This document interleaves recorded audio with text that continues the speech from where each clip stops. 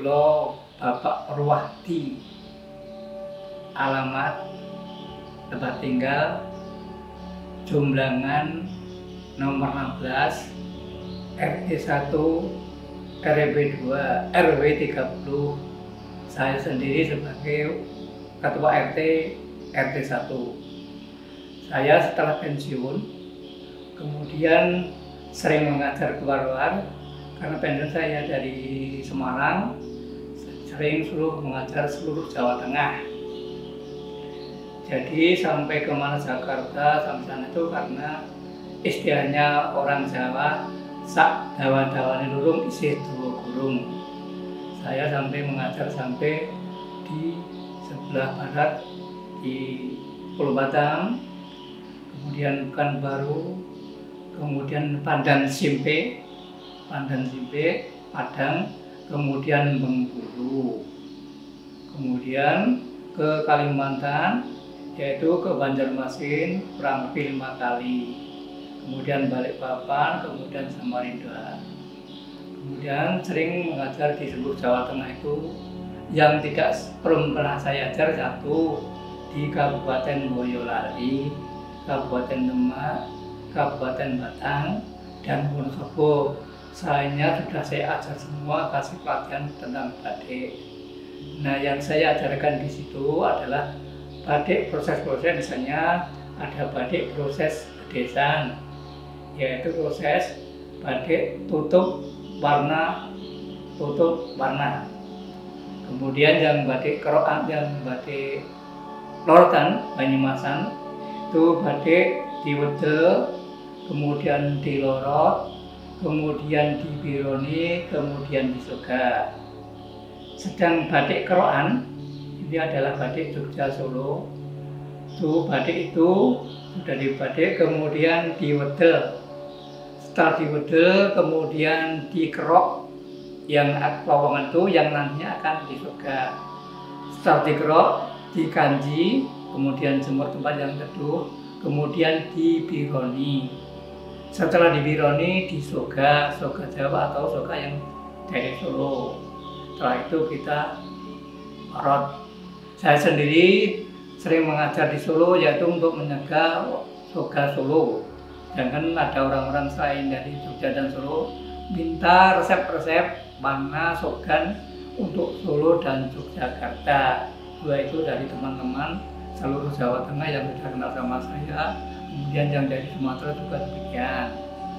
Setelah itu, saya sering mengajar lagi di daerah Sulawesi, yaitu Makassar, kemudian Manado, kemudian Rantepao. Kemudian lagi saya sering mengajar ke Papua, ke Denpasar, ke Bali, ke Lombok. Itu saya sering mengajar sana juga. Kemudian kalau yang di Jawa Timur itu ada dari daerah Bali, dari Pacitan, kemudian Trenggalek, kemudian Tulungagung, kemudian Jombang, kemudian sampai di Jember, itu Surabaya juga. Kemudian untuk perkenalan saya, seandainya ada teman-teman ingin belajar batik, boleh saja, atau tanya lewat telepon boleh saja. Akan saya terangkan, kalau perlu boleh datang tempat saya kasih buku, misalnya contoh warna-warna itu, biar tahu untuk proses-prosesnya.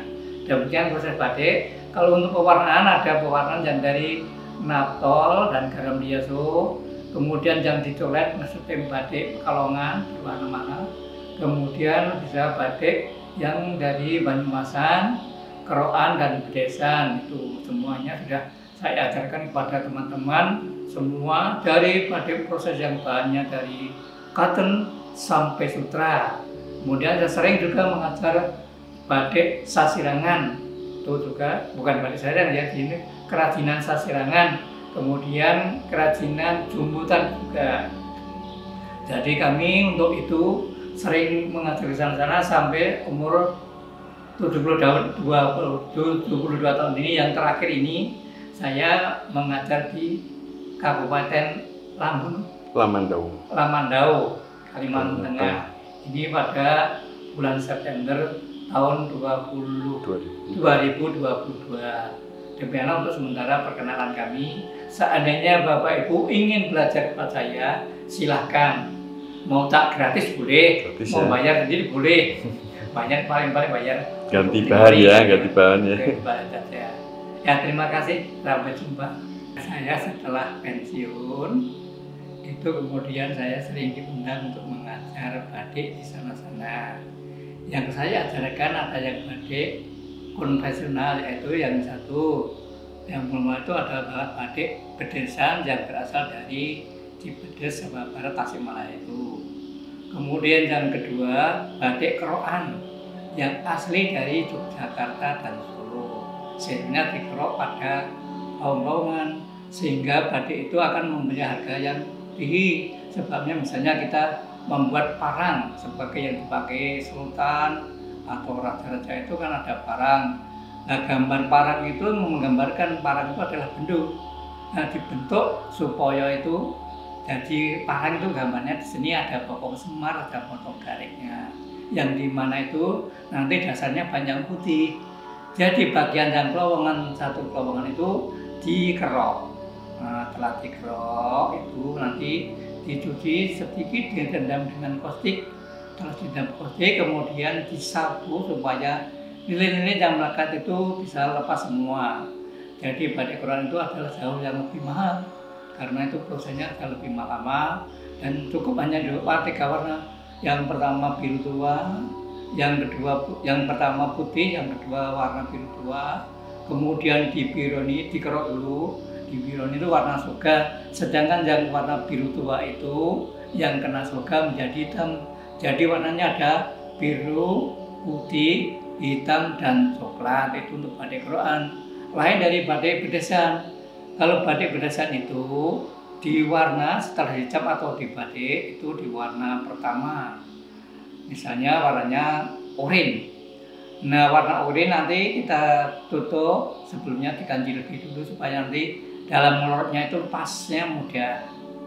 Nah, setelah ditutup itu kemudian di warna 2, misalnya dengan warna biru tua. Itu nanti menjadi warna oranye, jadi biru tua agak ungu ya itu. Misalnya untuk simbol BRI itu loh, itu kan BRI itu kan warnanya oranye sama biru keunguan itu saya sering juga suruh membuatkan batik BRI itu. Nah, jadi saya kan sudah pengalaman karena saya kerja di Balai Batik itu sejak tahun 73, pensiun 2008.